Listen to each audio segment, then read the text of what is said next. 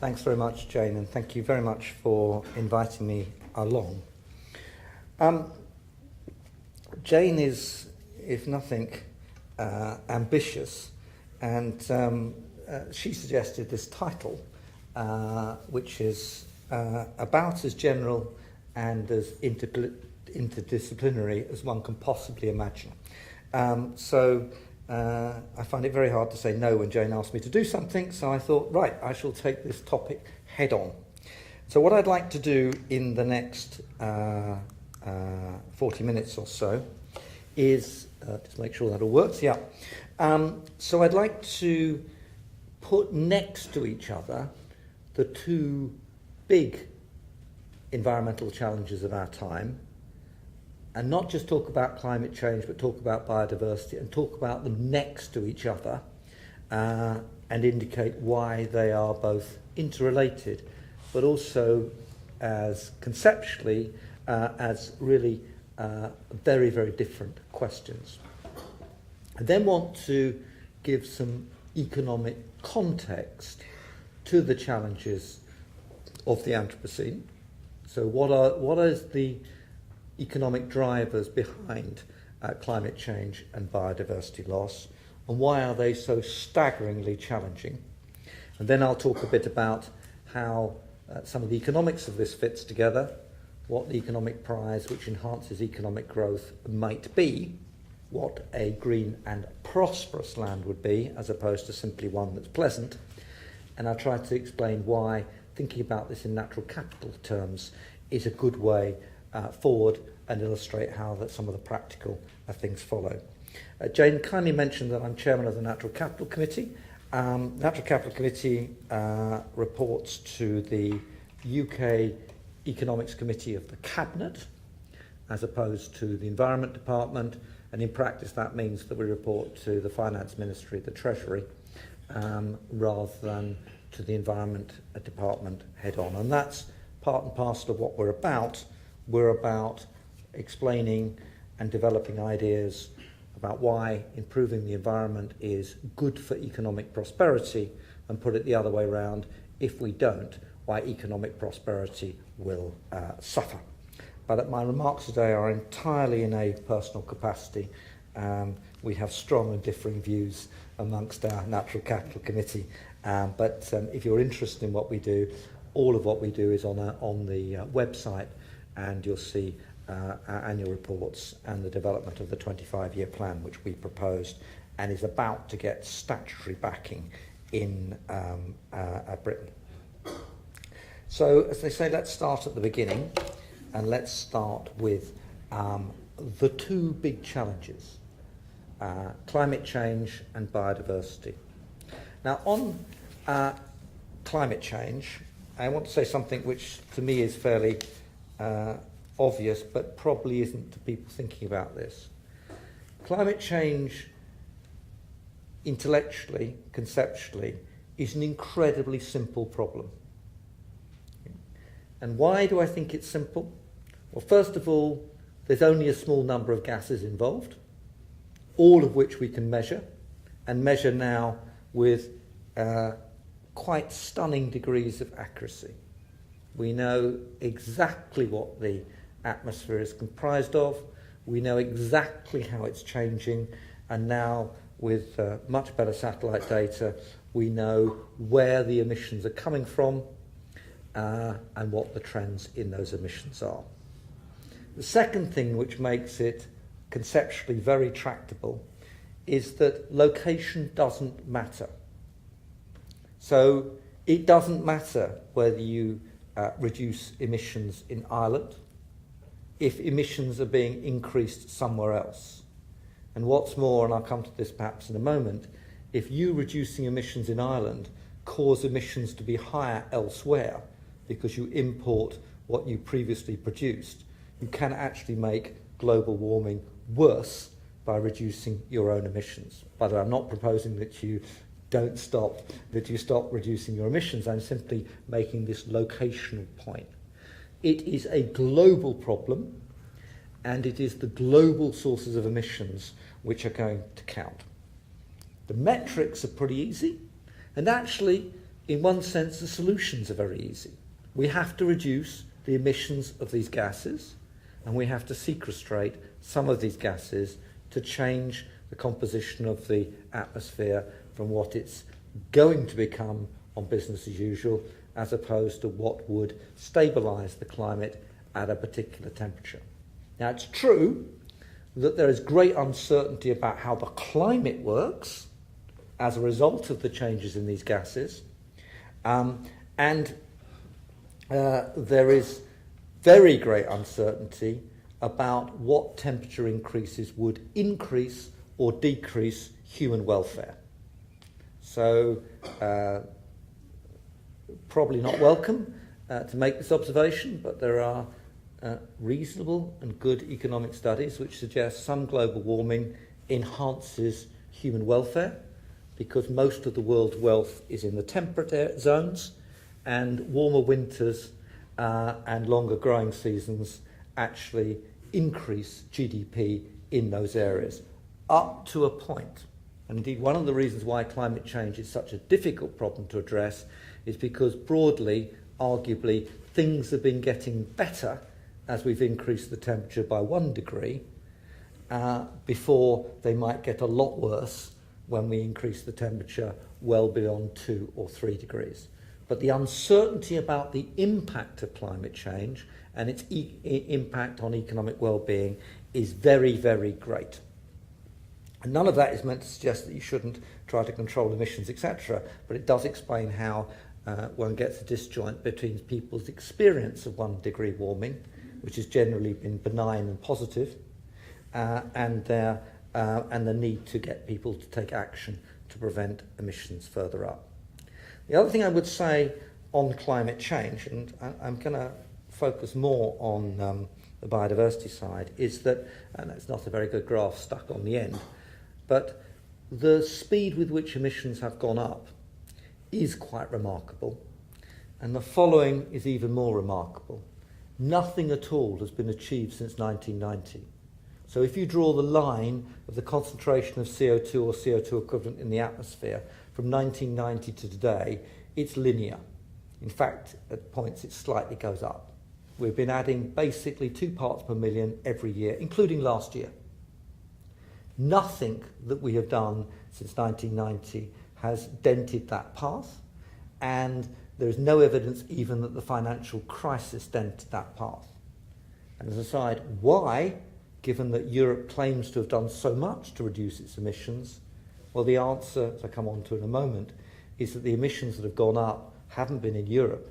They've been in energy-intensive and carbon-intensive industries in notably China to produce goods for Europeans and for Americans. And in my first book on the subject, on the carbon crunch, which got me into a great deal of trouble, I argue that it's perfectly plausible that Kyoto, leading to the reduction of carbon production of emissions in Europe, led to an increase in carbon consumption of emissions in Europe, and therefore increased global warming above what it otherwise would have been.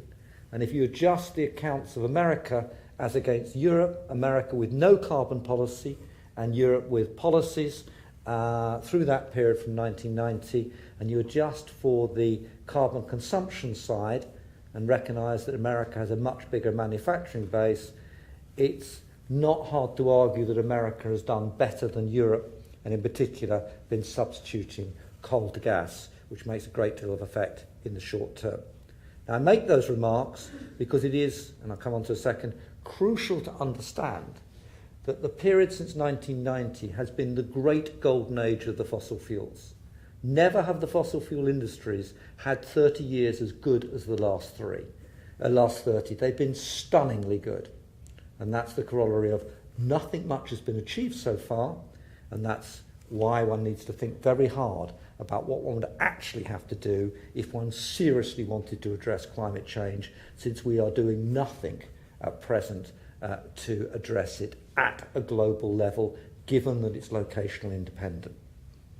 So, analytically, simple problem, progress, zilch, and what matters is location and where the emissions for the future are going to come.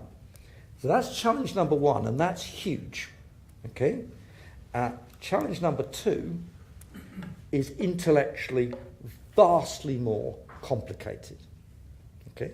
So location matters when it comes to biodiversity. Right? You really can improve biodiversity in Dublin, independent of what other people do. Okay? And biodiversity is different by location. We don't even know the totality of the species that exist, which we might want to include.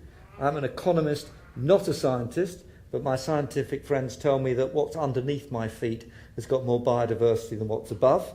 And quite a lot of what's under my feet, Jane will tell me, we don't really understand. So our knowledge of what we're looking at, it's not like a simple set of gases. The knowledge of what we're looking at is very incomplete. Now, more than that, and again, Jane may disagree with me, it's not clear what we mean by biodiversity. Do we mean the set of genes? Do we mean the set of species? Do we mean the set of ecosystems? Do we mean habitats? What exactly is the unit against which we're going to measure biodiversity? And when I come on to in a moment, try to demonstrate whether we are pursuing policies which are increasing biodiversity or decreasing them. And the bit about systems is crucial. Economists deal with marginal changes. So if any of you are economists in the audience, you'll be familiar with cost-benefit analysis. Take the system as given, the economy as given, see what happens if you change this bit. Okay? Marginal change of one bit, ceteris paribus. Biodiversity and natural systems aren't amenable to easy dissection and disaggregation into individual bits. And what follows from that is most of what is in standard economics, in the standard marginal utility framework, doesn't get you very far when you think about this topic. And when it comes to solutions, policies, this is far from straightforward, because nearly every action taken to improve the natural environment has multiple effects, not just single effects. And we see that in that a large number, a significant number of policies to reduce carbon emissions have worsened biodiversity and damaged the natural environment. If you go around Dublin and breathe in the diesel fumes, you'll find one example of doing that. If you go to Drax Power Station, the biggest biomass plant, I think, in the world, you'll see another example of pursuing a climate policy which has very questionable environmental consequences. And so the point here is you have to look at the multiple effects, not the single ones. And that's what makes the biodiversity challenge of our time much more difficult to handle. Now, the second part of what I want to say is what is causing a world in which we are continuing with climate change without abatement, and the world in which we're losing a lot of biodiversity and species on this planet. And the answer to these things is that we know a lot about the proximate causes, but we tend to ignore the fundamentals, which will have to be addressed in order for these problems to be tackled in our age. So the first part of this is to look at population. Okay? So if you want to know why all those gases are up in the atmosphere when you're talking about climate change, a key part of it is that the world's population has gone from 2 billion to 7 billion in 100 years. The world population for most of human history and up to 1800 is remarkably stable and very small. I mean, it takes all of human history to get to 1 billion. Right? The 20th century is almost entirely a fossil fuel driven century. The food production and the other necessities to support a population this planet has never supported before are a product of using fossil fuels. Think everything from modern petrochemicals and fuels for transport to tractors and the basic mechanisation of virtually every aspect of life. Now, that has caused consumption, and that consumption has been fossil fuel based. Almost all of your consumption is based on fossil fuels. You might think you're ethical, etc., but nearly everything, all your clothes, all your travel, even Emma Thompson's 5,000-mile round trip to sit on a boat in Oxford Circus is caused by fossil fuels. Okay? That's what supports that population. But there's two more things to say about this. The first is we're going to add another 3 billion by the end of this century, roughly. It could be 12 billion, it could be 9. Right? And all the optimism about the tailing off of world population depends on the hypothesis that we go through demographic transformations or transitions in developing countries so that people move from large families to small families. There's nothing biologically determinate in that. There is some evidence that richer people have larger families, and there is conflicting evidence about whether, in particular, in Nigeria and areas of Africa, the demographic transition is actually following the textbook model. But even if it does, we have to find a decent living for more people, significantly more extra people than the entire world's population in 1900. Now, behind that lies the economic growth story. Press this. That's it. So, we are told by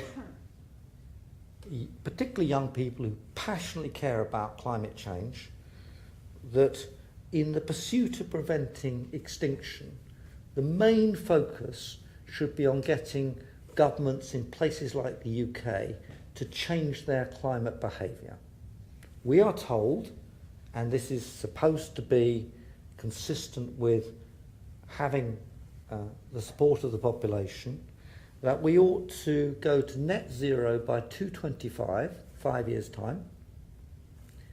That basically involves closing almost all of, in the British case, British industry, stopping aviation transport except in emergencies within the 5 years, and taking all fossil fuel cars off the road. Radical transformation required within 5 years to agriculture, an end to most fertilisers being applied, etc. Completely utopian. Okay? Completely utopian. It's not actually feasible, but the political reaction of doing that, the consequent poverty and displacement of the population, is something which should make anyone who cares about climate change think very carefully. Because if humans do not follow the path of reducing emissions, the consequences cannot be abolished. If you pursue a path that is not sustainable, it will not be sustained. But trying to do something utopian and force very high costs onto the bulk of the population in a space of 5 years, having told them that this won't cost them anything, that their economic position will improve as a result, is very difficult to do. As an aside, the average British household saves by just under £1,000 a year on a £28,000 average income. Savings is minus 5%. So if you want to impose upon these people the cost that we've implied in a 5-year transition, my view is forget it. And bear in mind that the politics of Europe is not going in the direction, in terms of electoral voting, which is in favour of doing much about climate change. Quite the contrary. Virtually no populist party in Europe is in favour of radical action on climate change, and a lot of them would like to do something different. So I say these things because the next part of the argument is, from Extinction Rebellion, is that because democracies probably won't vote for this, as long as 3% of the population support this, essentially citizens' juries should decide what's done under a state of emergency, independent of Parliament. Well, I'm half East German, and I know how autocrats address environmental problems, and most of the environmental problems I'll turn to in a moment are not in well-functioning liberal democracies. This is utopian. It's never going to happen, and what I really fear is it's going to spark exactly the negative reaction and not take the population with us. That said, I share the sentiment, of course, that this is a very urgent problem, and it's great that it's on the horizon.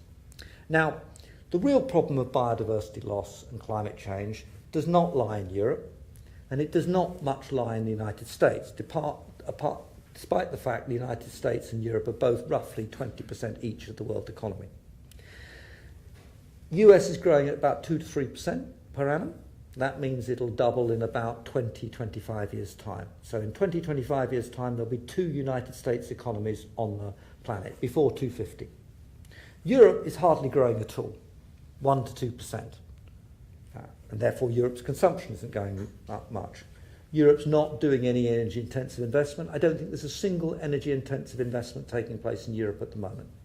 Almost all energy-intensive investments are taking place China, India, and the United States. So we're just going to import this stuff from polluting countries, but we'll lower our emissions by getting rid of the rest of our energy-intensive industries. Where climate change and biodiversity will be determined is not in Dublin or London. It's in China, India, and Africa. So China, India, and Africa, and I admit that's a very broad category for Africa, and there are lots of different component parts within it, but I just wanted to illustrate my point. In those 3 areas of the world, the economic growth rate is at least 6%, and in many cases higher. So let's say it's in the range of 6 to 8%. Now I want you to just do a little bit of elementary maths. If an economy grows at 7% per year, it doubles in 10 years. Right? It's just the numbers. Okay?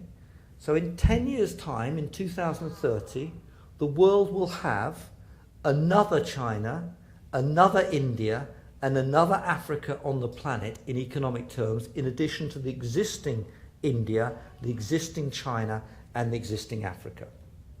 And if they carry on for another decade afterwards, by 2040, there will be 4 Chinas, 4 Indias, and 4 Africas. And by 2050, when we're supposed to do net zero on the planet, there will be 8 Indias, 8 Chinas, and 8 Africas. You just have to let that sink in, with all the consumption that goes with it. And most of the 3 billion extra people will be in those parts of the world as well. Okay? So, for example, in the IEA, the International Energy Agency forecasts, they're not particularly good in my mind, but that's an aside, everyone refers to them, in their new policy scenarios through to 2040, which is a scenario in which all the policies people are advocating today are implemented, the share of coal in world energy production or consumption goes down from 40% to 25%. Okay? That's 25% of a number that's 4 times larger than the current number. That is a significant increase in coal burn for the next 20 or 30 years, which is the worst possible thing you can do from a climate change perspective. Even Germany doesn't propose to phase out its coal until 2040. Okay? So what we are describing here is the main source of emissions, the main source of consumption, and the main causes of climate change. In addition, we're describing the main demand for products which will have the consequence of damaging our natural environment and our biodiversity. The Amazon will be largely gone over that period if the current autocrat continues on the policies on which he was elected by a large majority. The Mekong will have gone if China completes the 3 dams at the top of the Mekong for its own power necessity. And if one looks to Africa, the stripping out of the carbon in the soils, and I'm told that the carbon in the soils is much more important than the fossil fuels that are burned in many of the energy industries, will have been stripped out in large measure. So the scale of this economic growth is the problem of the Anthropocene. And that is where, when someone says they want to do something about climate change, they should explain why the policies they're adopting help to reduce emissions in these parts of the world. And building another wind farm off the coast of Ireland, or putting some current generation solar panels in a farmland field, will satisfy and help achieve a carbon production target in a particular country, but in the scheme of things is almost utterly irrelevant to the scale of this challenge. I'll give you another simple statistic. China in 1990 was a net exporter of coal. It's now half the total world coal trade. These are the sorts of numbers we're dealing with. China is about to go through 1,000 gigawatts of coal capacity. It's building 250 gigawatts of new coal capacity and financing between 200 and 700, depending on how you measure the financing, coal projects abroad. It's paying for 16 gigawatts of coal in Pakistan. These are the things that really matter, and a wind farm will not make any difference to that number. That's why I'm not saying you shouldn't do these things. I'm just saying if protesters really want to focus on Extinction Rebellion and climate change, it's Tiananmen Square, Delhi and Johannesburg that they need to go, because that's what's going to swamp everything else around us and the biodiversity loss. So where we're heading on a business as usual, for which there is no evidence that anyone in the world of significance is off the path to, is at least 2 degrees by 250.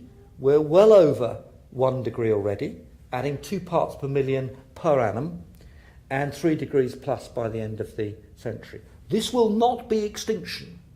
It's very important also to understand that telling people they're going to be exterminated within a short period of time. One of the leaders of the Extinction Rebellion said that she was really worried about feeding her children in the next 10 years in a developed country. This is nonsense. It's not the end of the world or the end of the human race, but it is massively damaging to their welfare, future generations' welfare, and the world they live. More scary than the 3 degrees is the possibility of some people talk about having extinguished by then 50% of the species on the planet. Again, that will lead to lots of environmental breakdown. It will not extinguish the human race, but it'll be a much poorer and weaker world. So the question is, thinking of the Anthropocene from a narrow human perspective, does this make economic sense to carry on down these paths? And what is it that we would do to steer away from those paths? So the economic prize is not to get back to where we were in the 17th century. It's not to reproduce the natural environment in farmland in the 1930s. It is essentially to stop the rot and stop things getting worse by holding, in the climate change world, probably to around 2 degrees, which, and this will get me into terrible trouble, but 2 degrees warming is not, in my view, catastrophic. It's perfectly livable with. It's when you get beyond that level that things get serious. I'm not advocating going to 2 degrees, but we have to be realistic about what's plausible and actually how much the damage will actually be. And then when it comes to biodiversity, we have lived as humans largely fighting against nature. Farming, after all, is the activity of killing everything else that competes with your crop. That's what farmers do, right? Whether it be wolves and lynx eating your livestock, or whether it be fungi and insects which attack your crop. But we've got to the limit of what's plausible on that front to sustain agriculture, etc., going forward, so we have to hold the line. And it turns out on the biodiversity side, but not the climate change side, that most of the things that you would do to locally, remember biodiversity location matters, stop the rot, no more depreciation, and indeed start to enhance the natural environment, many of which measures also improve the climate outlook. Most of these are economically very sensible projects in a very straightforward and simplistic economic way of looking at these things. Pollution costs. Okay? If farmers put on their field tons and tons of slug pellets and don't pay for the pollution they cause, the pollution doesn't go away. Someone else pays for it. You pay for it in your water bills. It's actually very, very hard to get the chemicals in slug pellets out of the water supply, but you pay for it. We in Europe pay farmers to pollute the land, and then we pay for the consequences of the pollution. It's not to say farming shouldn't use chemicals in lots of circumstances and shouldn't use technologies, not at all. But as I come to in a moment, the polluter pays principle is the obvious way of addressing that. We pay in water costs. We pay from the agricultural subsidies large chunks of public money without getting public benefits as a result. And the consequences of our less green world are enormously damaging to the economy. Air quality kills. Air quality causes damage to people's health, which we pay through in enormous health costs. Lack of green hurts people's mental well-being, which has an enormous cost. Kids who grow up with no green spaces are much more likely to be costly to society when they reach maturity. Although it's simplistic to make the observation, the link between the kinds of environments the kids grow up and knife crime in London is not, in my view, purely coincidental. And we know from serious now scientific research that green is essential to people's mental health. We even know from detailed studies that even having green plants in an office improves the well-being of the people in the space.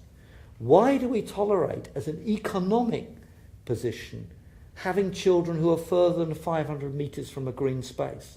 It's just economic sense to let children grow up in greenery. And it's absolutely crucial for people to have green space and green things around them. And it's a hell of a lot cheaper to clean up air quality by planting trees than doing some of the really major changes to the structure of transport, etc., although those are worth doing as well. I walked along the canal earlier this morning in a part of Dublin, and it seemed to me it was in a terrible state, and one of which it was a trivial cost to make that a green space. Why? It would be better to plant the entire streets of London with trees than it would be to do many of the measures that involved, and multiple payoffs. So a lot of these things have multiple benefits to us, and a lot of the way we spend money in our natural environment is actually destructive. Now, the way to think about this problem from an economist perspective is to regard the environment as part of the economy, not it's the economy versus the environment, and we can tidy up the environment, improve it as a luxury good when we're wealthy enough to look after it. That's the kind of argument in China. Doesn't matter if we kill all 3 of the major rivers in China, that's been done. It doesn't matter if we have this intensive pollution. It doesn't matter if we have desertification of the agricultural land because of the way in which it's being managed. That's just a price of development. And when we get developed, we can put the environment right again. This is bad economics because it leaves the environment out. I see the environment, in the natural capital way, as just a factor, indeed the most important factor of production. An economy is the combination of natural capital, physical capital like buildings, etc., human capital and ideas and skills, and a bit of manual labour. And once you look at the world in that way, and you realise that the natural assets are natural assets in perpetuity, and therefore much more valuable than normal physical, humanly constructed assets, you realise that any economic activity that leaves these out is losing an enormous amount of genuine wealth creation that's there. So I'll give you a very simple example. If you consider a natural capital stock, and an easy one, let's take herrings, the fish in the North Sea. I have no idea where herrings come around Ireland, so forgive my complete ignorance of this, okay? So we have a herring stock out there, and every year people go and catch herrings, and you may enjoy them, okay? And provided we do not drive the stock of herrings below the threshold where it can reproduce itself, it's not just that you can have herrings, it's the next generation can have herrings, and in 1,000 years' time they can have herrings, and in 100,000 years' time they can have herrings, until Jane tells me evolution will catch up with them. Okay? The value through time forever of what nature gives us for free is completely different from the value of a defined time period in which a skill or a piece of physical capital depreciates. We shouldn't depreciate natural capital. We should maintain it in perpetuity. It is an asset in perpetuity to go into a balance sheet. And once you start to do that, I mean, you know that farmers don't have soil on their balance sheet, but the most important asset a farmer has is the soil. It's no wonder that the state of soils, I don't know what it's like in Ireland, but in England, people start writing about 10 years left in the soils. They're in a terrible state. The fens are blowing away. Nobody thinks of them as an asset. The consequence is farming will not be sustained because it's an unsustainable way of looking at the assets. So you need to think about it as part of the production function, a standard economics text, and you need to think about it on the balance sheet of a country and on the balance sheet of a company and a farm.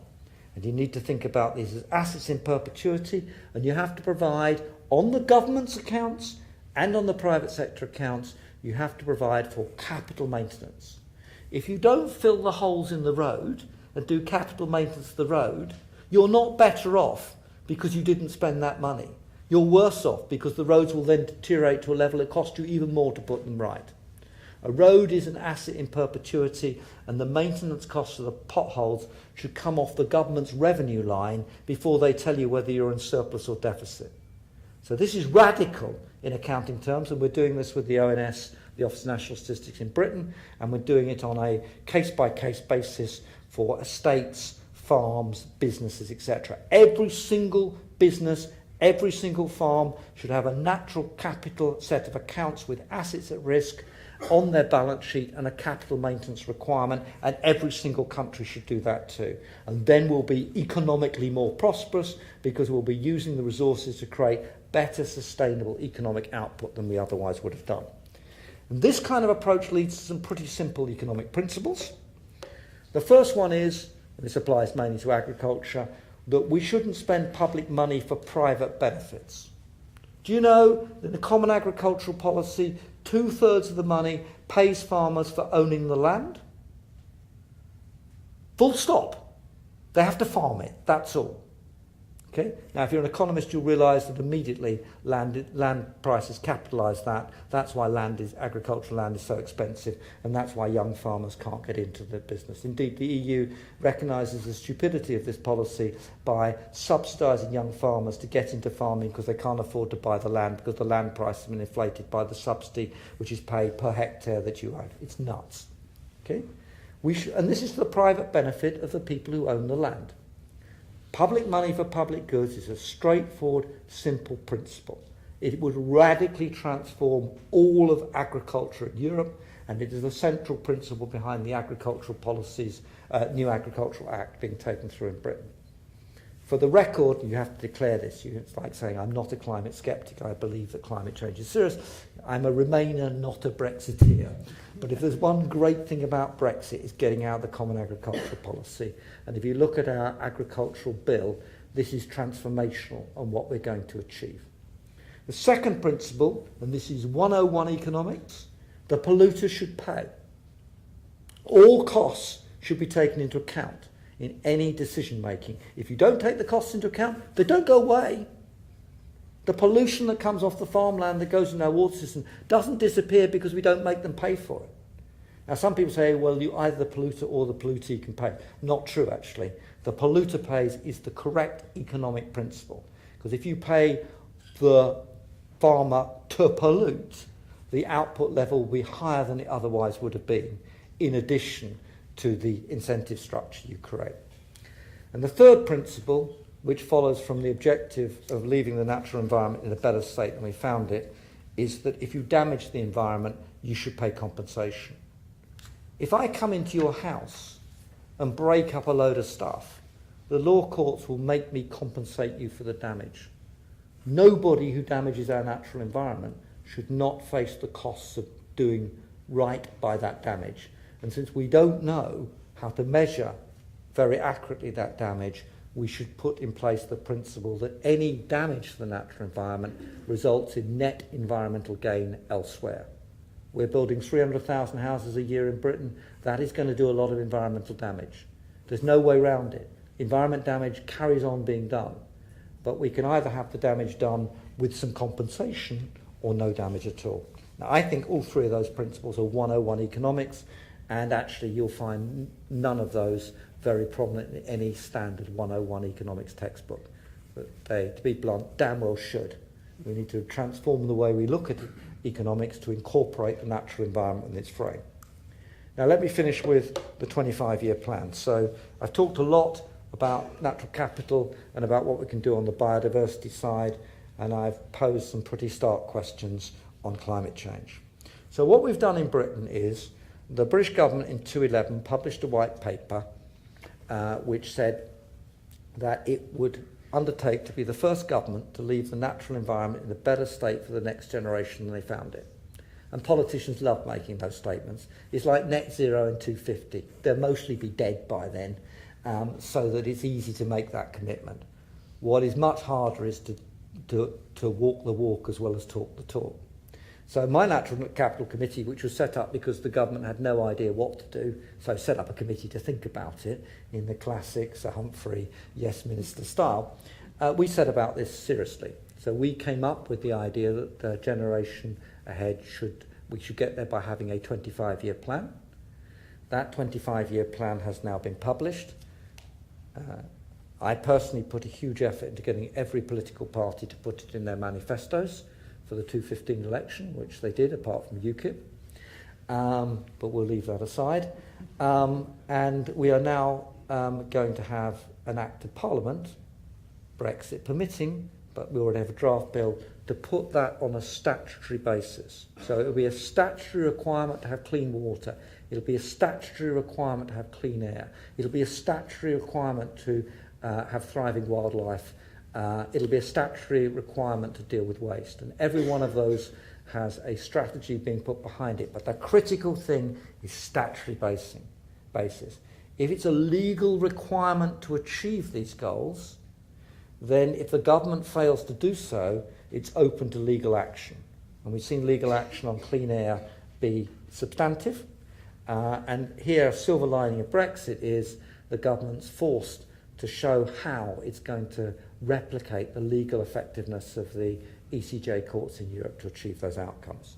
It's not perfect, it's not ideal, but then we live in a democracy. And the theme that I want to carry through in this is by taking an economic approach to this and showing the benefits to people of doing the right thing by the environment, we have a genuine possibility of leaving things with a green and at least more prosperous land, as opposed to business as usual, which, to be blunt, is carrying on, killing off nature because nature interferes with the very short-term gains with very negative long-term consequences. So I think it's a great framework to do things within. It's not perfect, but it shows that instead of being just totally depressed about the state of our natural environment, at least on the biodiversity side and at least at home, we can do stuff and make this better and improve the well-being of our citizens at the same time. Climate change, altogether more difficult. Thank you very much. You mentioned a prosperous land, and I'm wondering, is there a tension between this desire for a prosperous land and this economic model that's based on growth that you've also been critical of? Okay, so the answer is that there's a world of difference between GDP growth and sustainable growth. Right? So GDP is a useless measure of the sustainability of the growth we have in front of us, and I could explain at length why that's true, but I suspect you'd probably agree with me. Okay? But then many environmentalists say we shouldn't have growth at all.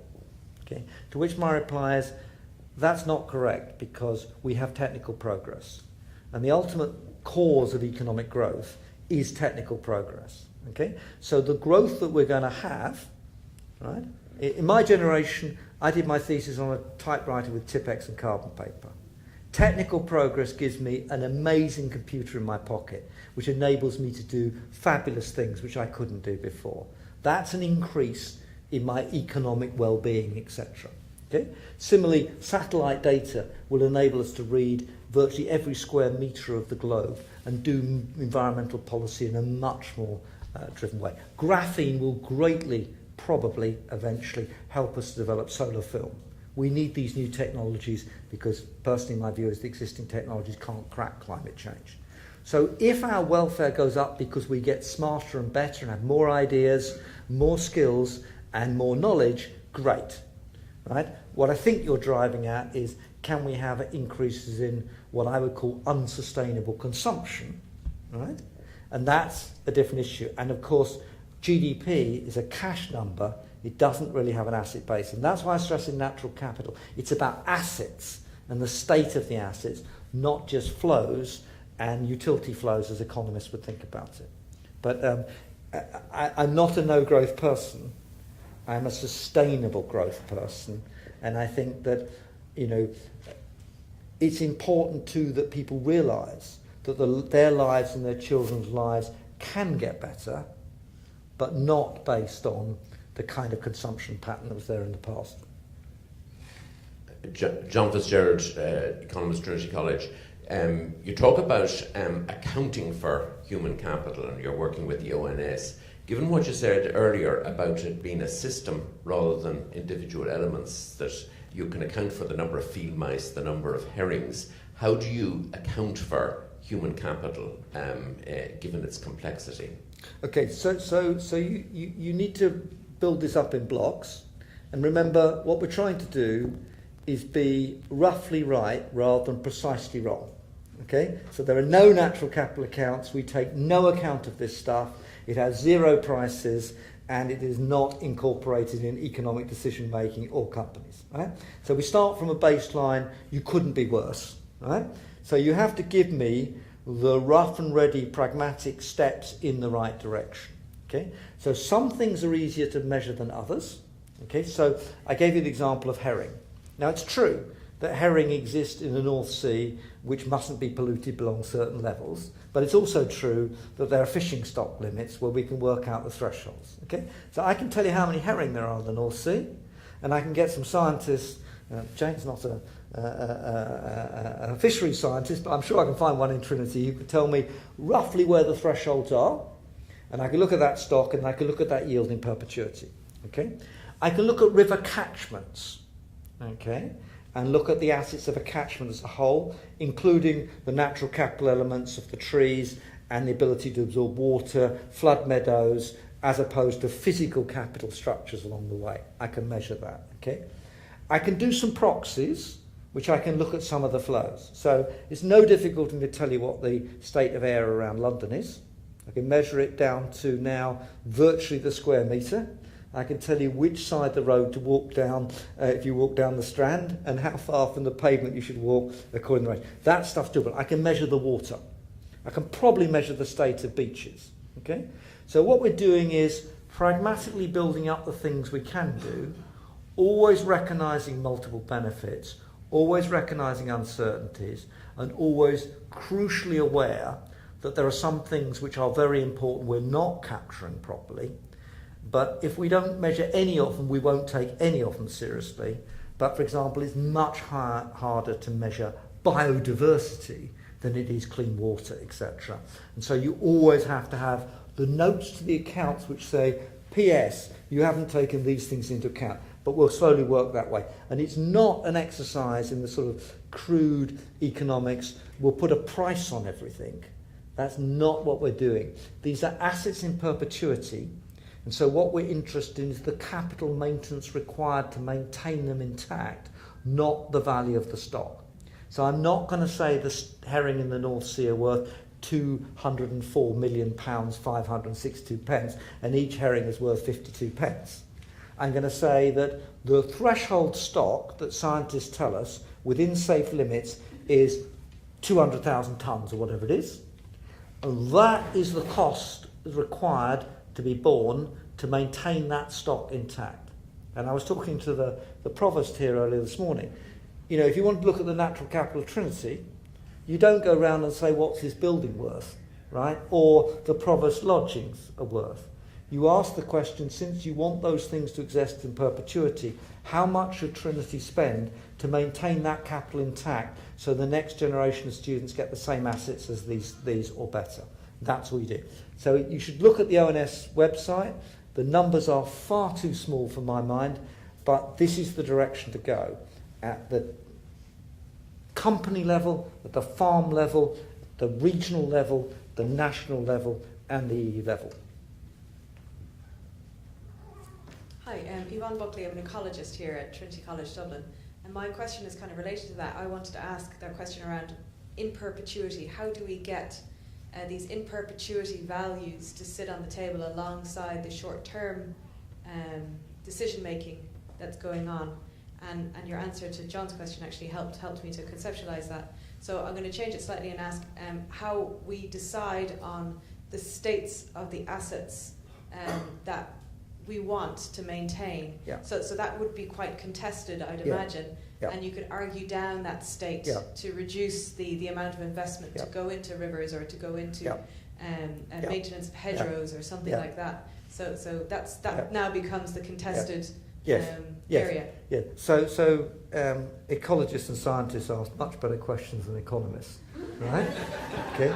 So we're really struggling with this problem with our 25-year plan, because what we've got to do is, and, you might want to write the perfect script. I have a terms of reference to report to the Cabinet Committee of the UK government and on the progress in respect of the 25-year plan, and they're about to produce their first required annual report to say how they're doing. Okay? So how the hell do I do that in my committee? So my starting line is, okay, so many people tell me, and I read wonderful books and look at pictures of the 1930s, I look at my grandfather's farm and I see the pure beauty of the meadows and stuff on the Essex marshes. By the way, it's now one field and it's horrible. And you think, what ideal state do we want to go back to? Okay? So I've come to the conclusion that that's basically a hopeless task. There is no optimal environment. Everything's been modified by humans. Everything on the planet has been modified by humans. So I start with, well, I'd quite like to know what the baseline is of what I've got now. Okay? Now here's a big, strong distinction and causes enormous controversy. I want to know the baseline of the state of the assets, whereas my economist friends want to know the utility flows from those assets. Right? And I say, it may be familiar to somebody not, so my guiding principle is not utility maximisation, it is building on a Amartya Sen's concept of capabilities and capacities. So I think what we should bequeath to the next generation is not make them as happy as we are, that's a utilitarian concept. I think we should give them a set of assets which enables them to make choices about how they live their lives, and it's not our job as a society to make them happy doing that. That's why I think we should bequeath them good railway systems, good power systems, good communication systems, etc. And then the economy, the firms, etc. decide how they can do it. So I want to know the baseline, and I want to know it in assets. Okay? Now that's because my first principle, and this is in my Natural Capital book, my previous book, I think the first principle to enunciate is there should be no net decline in natural capital. That's, I think, the ethical principle. Not a utilitarian principle. My utilitarian friends say if we can make people happier by trashing a bit more in the environment, fine. Okay? So it's a positive freedom concept. Okay? The second one is we actually want to enhance it. So now the practical question is, given there are limited resources, and economics is the study of the allocation of scarce resources, given there are limited resources, where will we get the best environmental benefit for our bucks? Okay? And I think that about climate change. My earlier comments, I want to know what it is that people in Ireland will do which will improve global warming. I can tell you what it is in England and Wales. It is building the science base because we're really good at it, so we work out how to open up the light spectrum and develop solar film. And it is to develop CCS because we've got the best locations in the world to try out CCS because we've got empty gas fields, etc. And it is to do offshore wind because we've got the best waters in the world to do that. Not on a massive scale offshore wind, but just those are three obvious things you do to contribute to dealing with the global warming problem. Okay? In the biodiversity thing, it's much more local. And remember, the people who benefit from this are overwhelmingly living in urban environments. So you want to put the enhancements right next to people. A colleague of mine did a study of comparing putting a piece of woodland on the edge of Cardiff with putting the same woodland in the middle of Wales. Many environmentalists thought you should do it in the middle of Wales, but the human benefits in mental health, physical health, the obesity issues, the air quality issues, the sight for kids, Cardiff dominates by miles. But we have to work those out, and then come back to your ecology problem. We don't want to think about, let's put 5 trees here. We want to talk to you, who tells us this is the wildlife corridor you can construct. It would be better if you did that, but only if you did this. Right? But we can't get away with sorting out. So I make it simple. Baseline, no deterioration. Net, so where there is depreciation, you have to have net environmental gain to compensate. And then enhancements, you tell us, scientists, where the best places are, provided you allow us economists to tell you where the human benefits will be highest. All right? And that's it. NUIG, sorry. What does NIG? Galway, sorry. Oh, sorry. Forgive my ignorance. It's okay. So is that Ian Bateman's study you're talking about there in terms of the forest in Cardiff? Ian Bateman's study, yeah. So in that one, I suppose I'm just wondering about when you say you're not using a utilitarian point of view. He is. Yes, that's he what I'm is. saying. And then you're using that now. Yes. That's my point, like. Yes, no. He is. Okay. And this is one of the huge disputes we have in the natural capital. This is why it's so much fun. Okay. Because I'm not a utilitarian. And you see, in a standard 101 economics, you don't worry about assets at all. You're only really concerned with utility flows. Right? And therefore, and my take on this is, first of all, if you come to a result, like the one that we're describing, which on utility grounds makes sense, okay, then you tick the utility box, right? But whether you choose to do that is an ethical decision, depending on your ethical prior. So if you're a utilitarian, and this ticks the utility box, you do it, okay? If you're like me, I'd call myself a senator. I had the privilege of having as my DPhil supervisor. But he didn't do much on the environment. He was mainly concerned with famines, welfare, development, etc. But this idea that for a citizen to participate in society, they need certain basic social primary goods. And the job of the state is to provide those. I mean, it's what welfare states are about. It's why we have a health service and why we have an education service. We don't say, let's target the health to the maximum utility. We say any citizen is entitled to access to health regardless of their ability to pay. Okay? Now, it'll turn out, and in the example I gave, that it'll tick my box and his box. Right? Okay? Because if you take the asset price approach, it doesn't mean you don't think utility matters. Right? It's firstly, an instrumental argument. You don't know what their utility is going to be because you don't know whether they'll have an iPhone, right, in which to explore. You don't know what the technology or thing. The uncertainty is vast. So you could even get to my position from a utilitarian perspective, but I actually think positive freedom and allowing citizens of the future, as citizens and not consumers, is the right way to think about economics. Right? But it's an ethical judgment. And people are entitled to whatever choice they make, and it's not my role as an economist to say that is the right ethical judgment. I happen to think it is, right? But it is to say, if you take that view, if that's what you're trying to do for the next generation, to leave them with a natural environment as good as we've got, you have to think about it in asset terms, and you have to think about it in capabilities, rights, etc. That's my argument. Yeah. Thanks very much. Sorry, I was going to ask you a different question, but when you brought up Ian Bateman's study, I just brought that into it.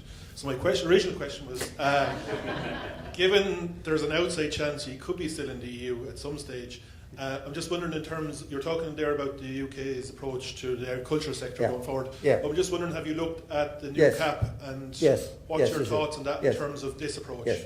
So the answer is that, and people keep asking this because, my line is always, Brexit's politically awful, except for the common agricultural policy and the common fisheries policy, because you can't do them worse, right? The direction of travel and the CAP is the same place we're going, right? And we do have a lot of choice about how we spend the environmental component of that anyway. And we're going to take time, 7 years effectively, to phase out the basic farm payment. So actually they're not dissimilar, okay? And, you know, it's the same with energy too. We have our own energy policy, but I spent a year as the special advisor in Brussels. You know, this is the direction of travel. The really worrying thing about the CAP is what's happening in Romania and Eastern Europe with the intensification of fabulous natural environments, which is being carried out by, you know, large agribusinesses buying up big chunks of land. And if you just type into Google and look at wildflower meadows in Romania and you look at some of the countryside around it, if you look at Kim Wilke's landscape architecture book and look at some of the things happening there, and then you see what's happening. You can see it from a plane when you go across the top. And the vested interest in doing that's great. But you know, the EU, I mean, agriculture is nuts. You know, it's still 40% of the total EU budget is spent on agriculture. You know, and it used to be 70, 80%. And for what outcome? The idea we want to dig for victory? As I tried to explain to the NFU in Britain, if you read the Farmers Weekly, you can read the weekly bulletin on why I'm wrong about everything. It's really quite fun. But you know, if you look in this thing, they say, you know, government expert questions whether the security supply matters, food security matters. And I keep saying to them, it'll take 10 minutes to take down the whole systems, including the tractors, by taking out the cyber network. We're hardly going to grow crops while we wait for a siege of U-boats around the outside of the country. You know, you have to move into this context we find ourselves and get real. And I think the EU is gradually getting there. The other great thing is if we do leave, the budget will be smaller and therefore the common agricultural budget will have to be squeezed as well. But we'll all get to the same place because current agriculture is not sustainable. And as I always say, if something isn't sustainable, it will not be sustained. You can't escape the consequences of pretending it doesn't matter because the environmental consequences do not go away. They're there. They're in every riverbed. They're in every river system. You can go and sample the water in the Liffey and see what it looks like. It's there to be seen.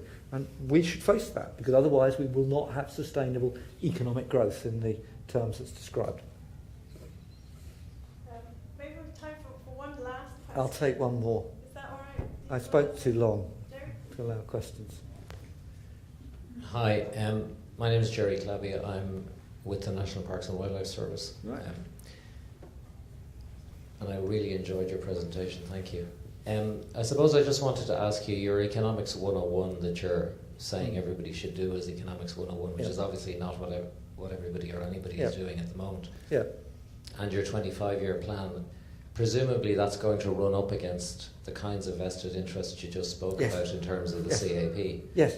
And I just wonder how you see that playing out, or what your experience has been in your committee in trying to, because obviously if we're going to change fundamentally how we look at things like this, then it creates winners and losers. Yeah. And how do we manage that politically? And I'd just be interested your thoughts on how you see this kind of panning out over the 25 years of your plan. Yeah.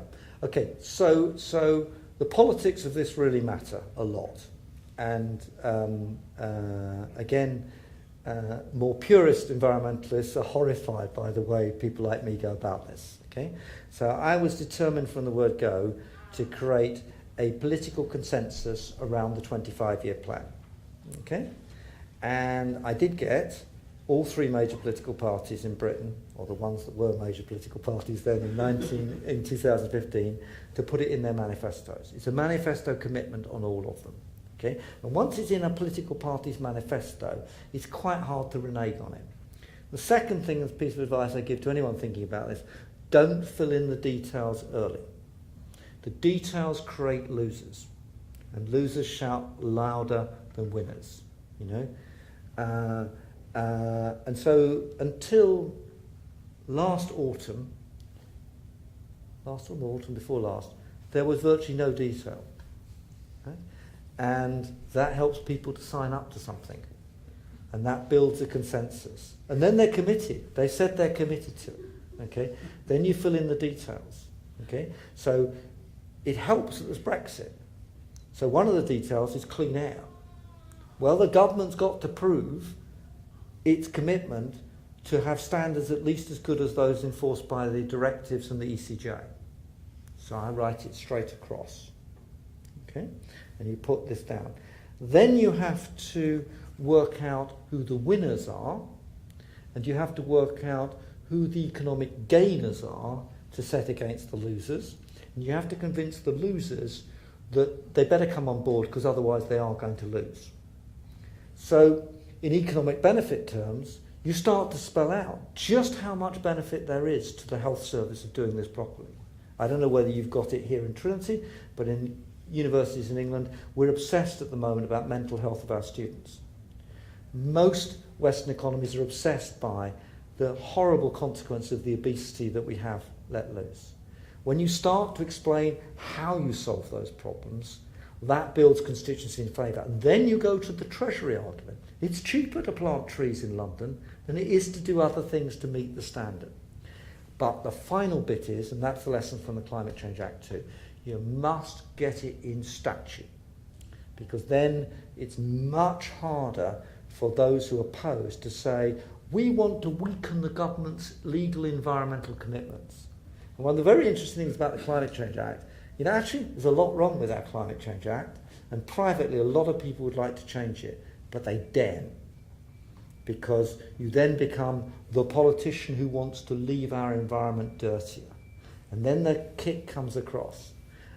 So I think there's a lot of politics in this, but the moment you try to pursue it without taking people with you, without showing the economic benefit. And as an aside, I'm deeply involved in the Exmoor National Park, which is one of the smallest national parks in the UK. We've got the Park Authority to start off by doing a natural capital survey. There is now a natural capital plan for the park. They can then integrate the subsidies with the farmers to try to improve the biodiversity of the park and then help label that to help the producers, who are small producers, sell their product with an appropriate label on it that authenticates it, just like the New Forest does in Britain. So, the national parks, we have a review of national parks at the moment. These are crucial bits of asset. This is exactly the kind of area where you can do this stuff and then show the benefits to people, and that overcomes the lobby on the other side. But the NFU in Britain has accepted public goods for public money and accepted that the environment's going to have to be more important, despite Farmers Weekly having weekly pages on my various sins. The worst one was, well, the most funny one was when I suggested if you pay people to own land, it would capitalise on land, and therefore if you take away the basic farm payment, land prices will fall. They had a 2-page spread with land surveyors, etc., explaining why land prices wouldn't fall and why I didn't understand how economics worked. Obviously, they want to sell land, so they want to keep the prices up. But it's a barometer. But the farming interests have been in favour of preserving DDT, in favour of preserving neonics, in favour of preserving glyphosate. They have been on the wrong side of history on each of these episodes in the development of greater environmental control of agriculture.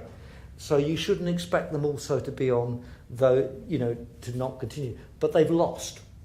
That's the lesson. We are getting rid of neonics, and with some hope we might get rid of glyphosate.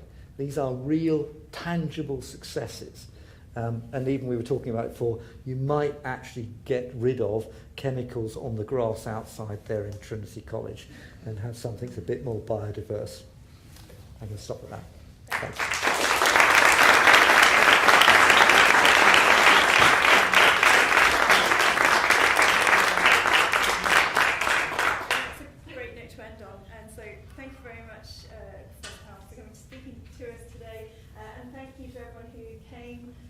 Today, and hopefully it has illustrated and also illustrated this point about interdisciplinarity, and also that it's very complex and that we need to talk to each other, and that these challenges are, there's no simple solutions.